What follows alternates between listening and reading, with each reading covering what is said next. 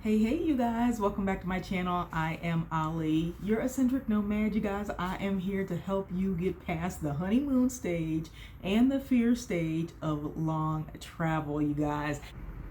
Today I am going to give you the best solo travel tips for women.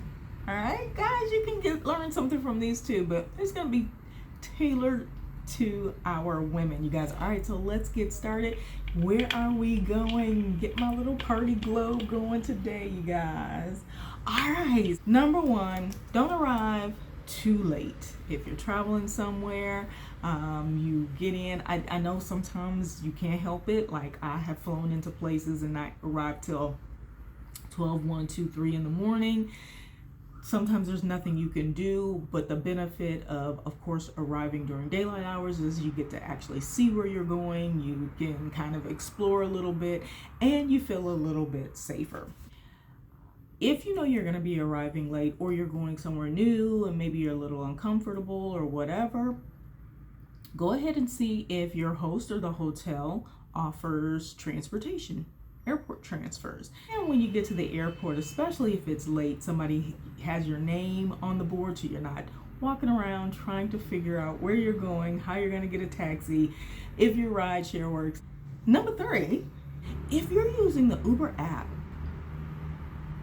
add in that option to add a friend to your ride share. That way, when you jump in a ride, you can click on share with a friend or family member, or however many people you have listed, and they actually see you live en route to where you're going. That way, someone always knows where you are, at least the route, just in case something should happen. So number 4, even if you are a take it day by day, go with the flow kind of traveler, and you're typically comfortable with things, sometimes it's still very good to go ahead and at least have 1 or 2 days pre-planned. Like, especially if you're traveling around holidays and stuff, try to get a hotel booked for the first couple of days. Even if you're, I'm gonna look and see if I like this area, which is something that I do often. I do try to make sure I have my first at least 4 or 5 days booked. That way I am not rushed and crunched, unless you get somewhere and it is a complete dump and you have to go. Then my second tip, which you guys hear me say all this time, this is probably like 4B, is to make sure that you have disposable cash or credit card with you, so that you can either jump in another cab and go somewhere else, and maybe you're gonna have to pay a little extra, like to stay in a top brand hotel if they have availability, like an Intercontinental or a Marriott or something, depending on where you're traveling to. Just make sure you have a little bit in your emergency fund. All right, number 5, get to know your locals. Get to know folks next door. Try to have coffee at the nearest coffee shop. Get to know your concierge if you're staying at a hotel. If you're staying with the host, ask a couple questions, even if you know the answers. Just kind of build some sort of rapport with the people around you, and you'll walk a little bit. Local people, especially if they have shops and carts and restaurants, they get used to actually seeing you, especially if you're going to be doing long travel like I do. All right, number 6, try to look confident. Try not to get to a place and look like you're scared, or you're standing on the street trying to figure out where you are. That draws so much attention. Sometimes people try to help you, and sometimes when people try to help you, they're also trying to take money from you as well. I have that a lot. Like, if I'm walking around and I'm taking photos and stuff like that, people automatically assume I need a tour guide, and so you have to be very confident in you know where you're going, you don't need help. Maybe even practice, save that statement in your Google Translate, so that you can say that, and when someone approaches you, no, I don't need help, but thank you very much anyway. And make sure people aren't following you too, which is something that I've had happen as well. One of the other things that you want to do in that look confident stage is wear sunglasses. Obviously, during the day, wear sunglasses. And what this does is it kind of covers your eyes, so it's not obvious that you're trying to look around and figure out where you're going. People can't necessarily see that you're sightseeing either. So it's just one of those, it's just a little tactic that you can use.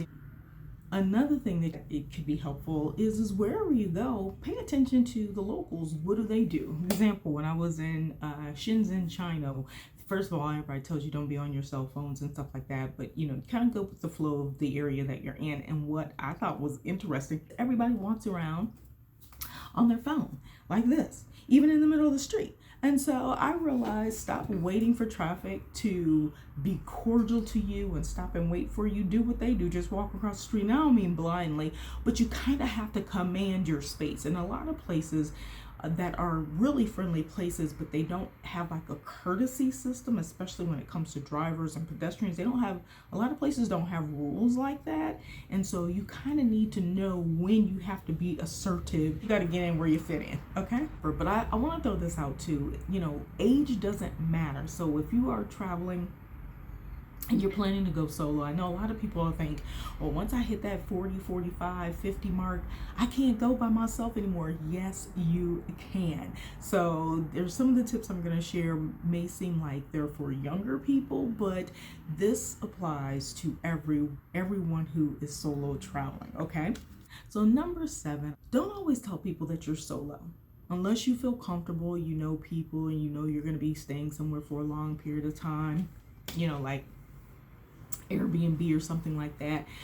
But like if you're getting in a taxi or you're at a restaurant and someone's just kind of, prying into your personal life and stuff, which you will find in a lot of countries, they'll ask you where you're from, they'll ask you where you're staying. And while it may seem very innocent, I have been in places where you let a person know where you're staying, and there are tour guides and stuff like that. And so literally every day, this one person would come and yell over the gate, because we were a private lodge on the beach. He would yell over the gate, yelling my name because he knew where I stayed, and would come every day to, either bug me about going somewhere or to tell me that I was beautiful. Thank you very much. I appreciate it. But what happens too is you start to get people who know where you stay, and that can have positive or adverse side effects. Just depends on how you look at it, but just try to be on the safe side. In addition, some people advise to wear a wedding ring. I have given up on the wedding ring piece because what I found in years and years ago, I used to use that tactic in the States. People who didn't want a commitment would be attracted to you because you had a wedding ring on, so it actually drew more attention than deterred it. So just use at your own discretion, okay? Make sure you have data either before you leave the airport or as soon as you get in town. I am a big proponent of at least get a SIM card and data before you leave the airport, even though sometimes it may be a little bit more expensive. Buy the cheapest one, but then that way you definitely have data, and that's the way that you can use that ride share option as well, just letting people know where you can actually use Google Maps for tracking as well and show people your route. You stay connected so that you can communicate at any and all times. Let's say you're new to solo traveling and you're feeling a little leery about it. To start with, in your home country, start in your neighborhood. Maybe you take a state-to-state trip somewhere that you've always wanted to go. Maybe that's someplace that's like a heavy tourist attraction place, so you can kind of see how you meander through crowds, how you function in busier airports, things like that. Maybe a road trip to see how you manage in at least a space where, number one, you speak the same language, it's easy to get a map, you're close enough to home, you can figure things out.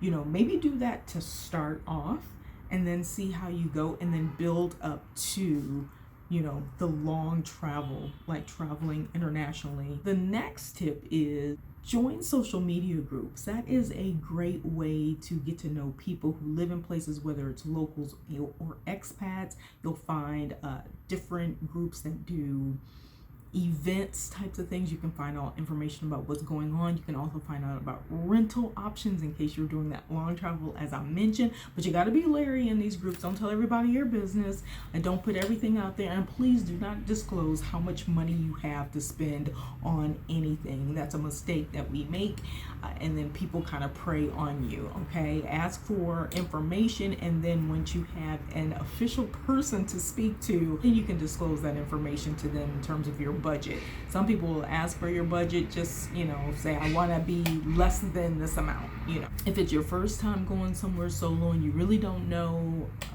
where to go and how to move around, or you don't want to do it by yourself, do some tours, do some Airbnb experiences. The reason that that's nice is typically with Airbnb experiences, your tour guide will be a local person. So not only are you supporting a local, helping them out in their country, you're also going to be able to ask very direct questions about the area, where to go, what they suggest, things like that. All right, so the next one is to consider staying in hostels. So I know this applies, that kind of brings back that age thing. People are like, you know, am I too old to be staying in hostels? Well, the nice thing is I think hostels have kind of morphed in time. So there's the typical party type hostel situation with dorms and, you know, all this stuff, and maybe they're not as private. And they have hostels that offer private rooms, and this is the reasoning behind it. I am particular. I do like my private space. I don't like dorm living. Sometimes hostels like that don't have large enough or have lockers to begin with, and so your things are always just out in the open, and I don't like that. So you kind of have to make sure you ask the appropriate questions, ask everything before you book something, make sure that there is an opportunity to cancel or only book one night and see if it works for you. You can get a room where, you know, a bunch of people snore, people are just, you know, disrespectful and come in at wee hours and make a lot of noise. So you just never know what it is that you're going to get. But if you do a private room that has a private bathroom, then a lot of times they still have the common areas. And what's nice about the common areas is that's then how you end up meeting people, is you go and you do your work in the common areas, have your coffee and stuff like that in the common areas, and strike up conversation with people. And then from there, you know, plan lunches with folks that are staying right where you are. And that's the same thing that you can do with people that you meet on social media groups to kind of break the ice. Another thing that you can do that is similar to the hostel thing is to look at co-living or co-working spaces. Like co-living spaces, you know, you're basically living and it's a place where they have like office area where everybody works, as a co-working space. And so you can go in and you can actually, even if you don't live there, you can book time to work in those spaces. And they usually have really good Wi-Fi. Also be around other people who are living that lifestyle. They're digital nomading as well. So another option, work exchanges like Workaway. Couchsurfing may have some, but house sitters is another one. World Packers is another one where you offer volunteer services and usually get accommodations and maybe a meal and maybe some other activities are included in that. Most of these you do have to pay to utilize the site and get leads and apply for these different options. I will actually add the links in the description, so check there, you guys, okay? And the last couple of things I'm gonna offer up are more like common sense things, and that is just to pay attention to your surroundings. If you're walking on the street, you know, or you're going to catch your cab, try to do all of your searching and stuff before you walk out and stand in the middle of the street and you're engulfed in your phone, you know, things like that. I'm on my phone a lot, but I'm always paying attention. If you are doing videos, try to do them in selfie mode because you can always see people behind you, and people tend to not want to be on camera, so that's another little safety tip. I also have a phone safety tip as well, video. If you got, I'll put that in the description and tag it in the video so that you know, just know where you are, and maybe there's some places that you can do that. And if you just need to, like, you know, some downtime, some self-care, quiet time, try to go to a space that does not make you vulnerable. You know, if you're going to be in a park or something like that, try to be at least in an open area where other people can see you, or, you know, go into a coffee shop or something and go to a quiet area where you can sit peacefully, book some yoga time, you know, and do some meditation, because then that's, you know, perfect hour-long free time to recenter and things like that. So just use a little bit of common sense when you're doing things, and then just, if you're really particular about, you know, theft and things like that, look online for anti-theft, you know, options like handbags or backpacks and things. You know, some people wear their backpack on the front of them when they walk around. I would say make sure nothing is on your back. It's got the privacy and the security lock, so no one can easily unzip or unsnap your handbag or your backpack, or wear it on the front of you. You know, if you've got a crossover bag, don't wear the crossover bag at your back.